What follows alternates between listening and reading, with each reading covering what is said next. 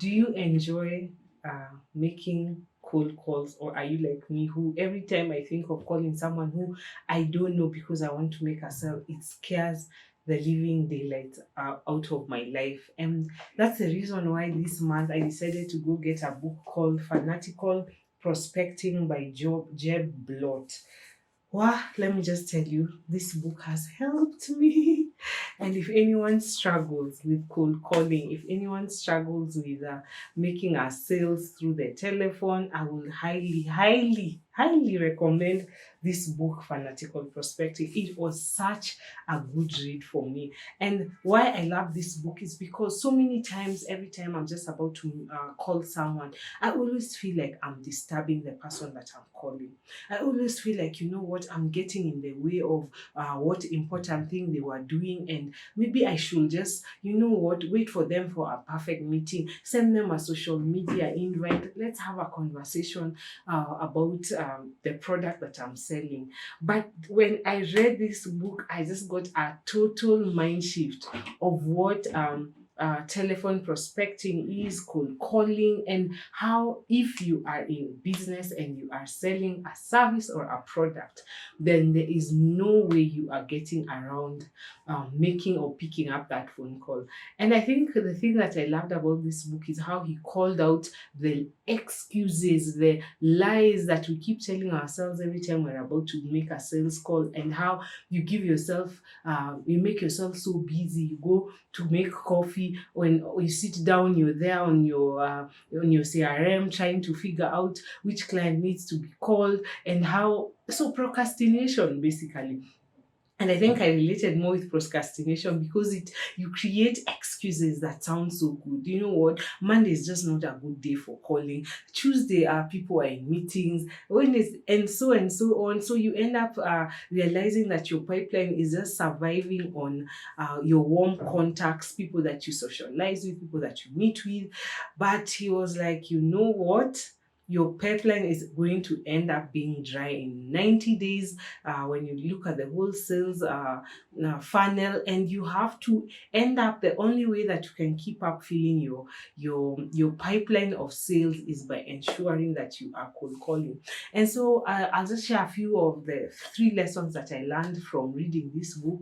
And my best lesson, my number one lesson, was you have to change your mind shift. This is a mind shift lesson, because you have to accept that sales, cold calling, email prospecting, whether you're doing it wherever, the main thing is that you have to understand that you are interrupting someone's day.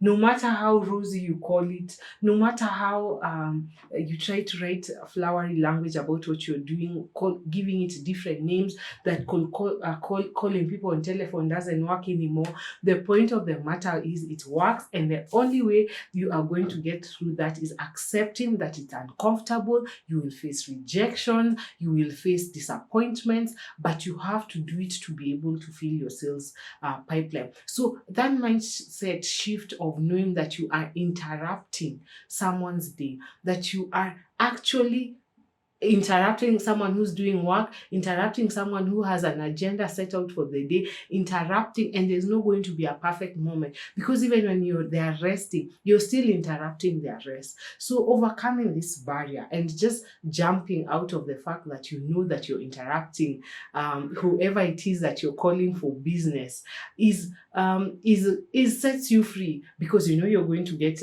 interrupt someone, you know you're going to be an irritation to this person who you're calling. And the faster you accept these facts, and accept that this is what you are actually doing, then it becomes easier, because then now you're not getting mad because you're rejected, because you are interrupting someone in the process. My second lesson is, once you've understood that you're interrupting someone's day, then how then do you go about this interruption? I think my greatest lesson was just knowing that you need to get to the point, state your what you want and what they can benefit from your call immediately. Sit down and just get to the point quickly. And the more you are able to create a system and not overcomplicate your script, to not overcomplicate your calling process, and get to the point. Because remember, you've just interrupted someone from something busy they were doing. Then the best thing then, now that you have gotten them on the call, is ensuring that you get to the point. Get to the point quickly, deliver your point, set an appointment, ensure that your objectives are clear when you're making that call. I want to set an appointment with this person. I want to be able to close a deal. I want to be able to get information from this person who I am calling. When your objective is clear and when you have gotten them to the call, you have gotten to the point quickly, then this other person is able, you're showing this person professionally that you're respecting their time, and that you also are respecting your own time, and that you would like to fasten this process and not sell particularly at that time. That was one of the most beautiful lessons that I got from this one, because so many times you call and you're like, oh, how are you doing? Hope you're good. I just wanted to take a moment of your time to tell you. So you are just wasting the other person's time. So when you learn that you are interrupting, then you need to learn that you need to get to the point very, very fast. And another lesson that I loved from this book was, you know what? Selling needs you to be organized.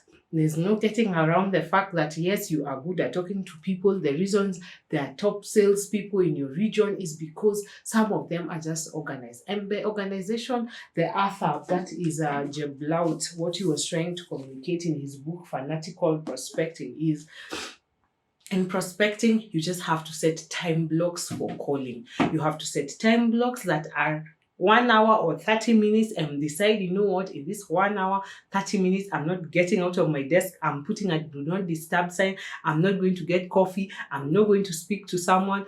You even see those memes where you put signs on your back for do not disturb me, do not talk to me at this particular moment, because this is the time that I want to call all my prospects. I want to fill my pipeline, and I want to fill it fast.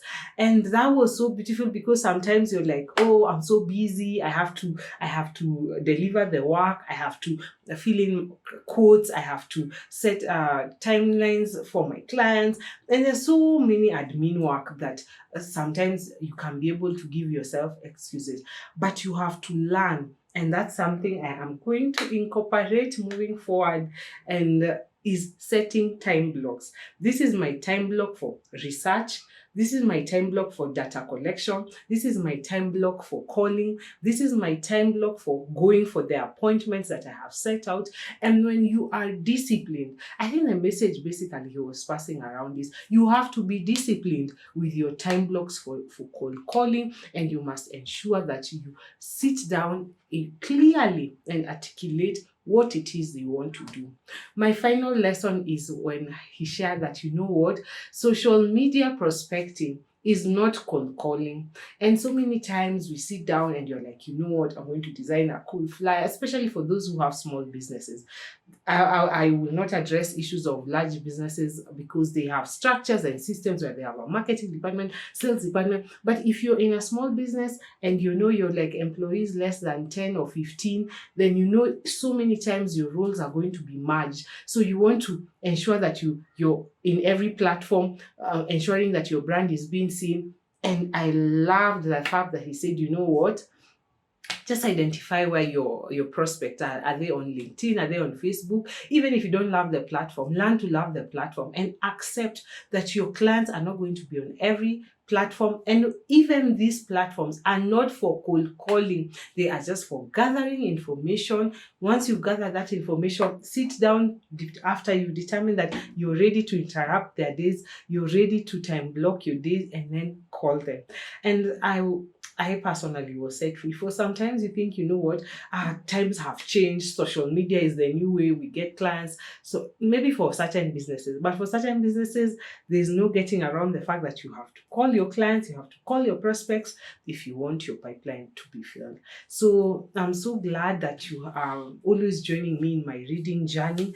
And let me tell you, this is one book I highly recommend it. I bought it at, as always, Prestige Bookshop. Aki Prestige needs to start paying me for referring people to their shop or Entex Book Center. Those are the main places that I buy books anyway. So Fanatical Prospecting is a book that is, I think, going to be on my one of my favorite, because I have learned so many things, and I think my business is going to be revolutionized, because I'm now not going to be procrastinating on calling people, because I'm going to have clear objectives, time blocking, I'm interrupting, I know how to gather my data, I know how to get to the point, and yes, being able to prosper and ensure my sales pipeline gets filled up so that no quarter ends up being dry. So thank you so much for, as always, for listening to my videos. Like, share, subscribe, and yes, let's meet again as we review other amazing books.